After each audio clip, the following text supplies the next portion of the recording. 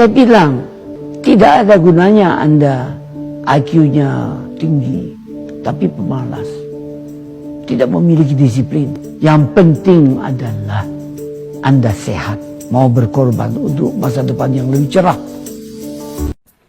Assalamualaikum warahmatullahi wabarakatuh. Kembali bersama saya. Kali ini kita akan bahas tentang konten-konten kreator yang agak sotoy ya.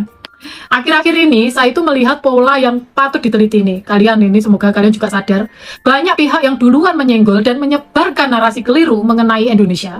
Namun begitu kita meluruskan fakta, justru kita yang dituduh memulai masalah atau membawa-bawa nama negara lain. Padahal kita itu tidak mencari keributan. Jika tidak ada yang memutarbalikkan kebenaran, kita itu ya lebih memilih fokus membangun negeri sendiri. Kenapa setiap kali kita hanya membela fakta justru dianggap sebagai pihak yang memulai perselisihan?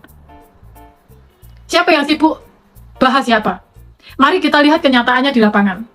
Sangat jarang di kita nih, di Indonesia sendiri, di parlemen kita, media utama atau obrolan sehari-hari masyarakat Indonesia sibuk membahas negara sebelah. Bahkan Singapura yang negara maju itu pun kita jarang membahasnya. Kalau nggak ada poin-poin yang memang harus dibahas, ya. Energi kita itu lebih banyak dipakai untuk memikirkan cara menyejahterakan rakyat, menaikkan gaji buruh, memperbaiki fasilitas kesehatan di desa, membangun jalan ke daerah tertinggal, meningkatkan kualitas pendidikan, dan memperbaiki diri sendiri. Kita sadar betul masih banyak pekerjaan rumah yang harus diselesaikan di sini.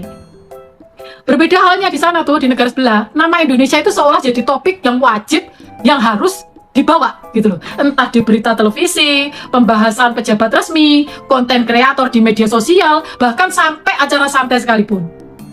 Kadang kita saja sampai kaget, kok mereka itu hafal sekali urusan kita sampai hal sekecil apapun itu. Aduh ya Allah ya Rabbi. Saya curiga Indonesia itu hanya digunakan sebagai kambing hitam untuk mengalihkan isu dalam negara mereka.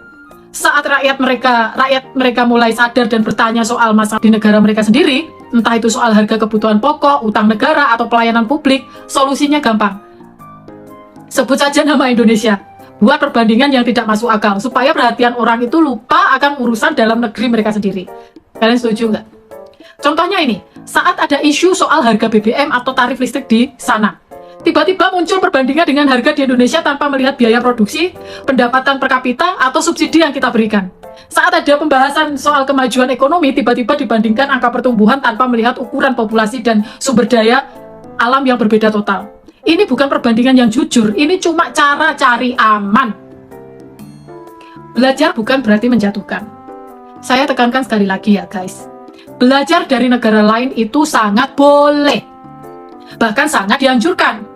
Kita sering belajar hal-hal baik di sana, seperti manajemen kota, pariwisata, atau teknologi tertentu. Tapi belajar bukan berarti harus saling menjatuhkan, membandingkan sampai ada yang terlihat buruk, atau menganggap diri sendiri paling hebat di antara yang lain. Setiap bangsa itu punya sejarah, budaya, kondisi geografis, dan tantangan yang berbeda-beda. Tidak ada satu resep yang cocok untuk semua negara. Kita pun memilih jalan yang pas buat kita, bekerja sama dengan prinsip saling menghargai dan saling menguntungkan. Kita mau berdagang, bertukar tenaga ahli, menjaga keamanan wilayah bersama, tapi tidak mau meniru buta hal yang tidak cocok dengan kondisi masyarakat kita. Kita juga tidak pernah memaksa orang lain untuk mengikuti cara kita. Kita hanya meminta hal yang sama, hargai cara kita, jangan memutarbalikkan fakta tentang kita, dan jangan pakai nama kita cuma untuk menyelamatkan citra sendiri. Bukti kasus nyata dan prinsip ASEAN. Mari kita ambil contoh kasus yang sering terjadi. Soal sektor energi misalnya, Pertamina dan Petronas itu kan punya sejarah, cakupan kerja dan tugas negara yang berbeda. Kadang ada narasi yang bilang satu lebih unggul dari yang lain, tanpa melihat tugas masing-masing. Pertamina punya tugas melayani seluruh wilayah kepulauan Indonesia yang sangat luas, sementara fokus operasi dan pasarannya berbeda. Atau soal peringkat ekonomi syariah, sering ada perbandingan sepihak tanpa melihat indikator apa yang dipakai, ukuran pasar domestik, serta jumlah penduduk muslim yang menjadi dasar kekuatannya. Angka yang diambil itu seringkali cuma sebagian, bukan gambaran utuh. Padahal prinsip ASEAN sejak awal itu adalah tidak mencampuri urusan dalam negeri negara lain. Oke? Saling menghormati kedaulatan dan mencari solusi bersama. Kalau kita benar-benar ingin maju bersama ya, caranya bukan dengan saling menjatuhkan, tapi saling mengisi kekurangan masing-masing. Awalnya saya tuh sebenarnya ingin membahas soal-soal positif tentang Tiongkok ya, karena saya ingin warga saya itu belajar tentang Tiongkok lebih banyak, oke? seperti kerjasama perdagangan atau pertukaran budaya. Tapi begitu melihat banyaknya fitnah, terus kesalahan fakta dan narasi yang terus diulang-ulang tanpa dibenarkan, saya tidak bisa tinggal diam. Sebagai warga negara Indonesia yang cinta kebenaran, saya wajib meluruskan yang keliru sampai semua paham mana kenyataannya. Oke? Saya nggak akan diam sampai kalian capek, ya. Walaupun kalian capek, saya akan tetap ngomong. Oke? Jadi kesimpulannya, jangan mudah atau provokasi ya kalian. Lihat dulu dengan teliti siapa yang memulai, siapa yang duluan menyenggol, dan siapa yang cuma menjawab dengan fakta. Kalau kamu setuju dengan pembahasan ini, bantu tekan tombol suka dan bagikan video ini supaya lebih banyak orang yang tidak tertipu narasi yang tidak benar. Belum subscribe?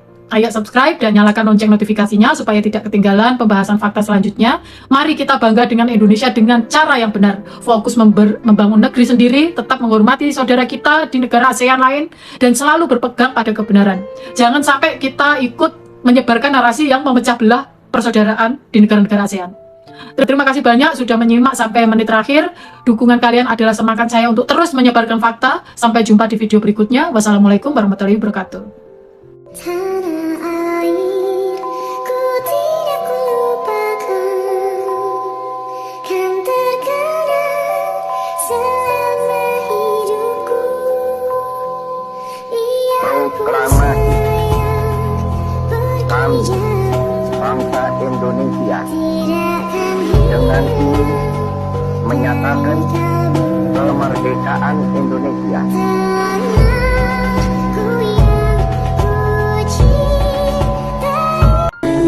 Jakarta, 17 Agustus 1945, atas nama bangsa Indonesia, Soekarno, Hatta.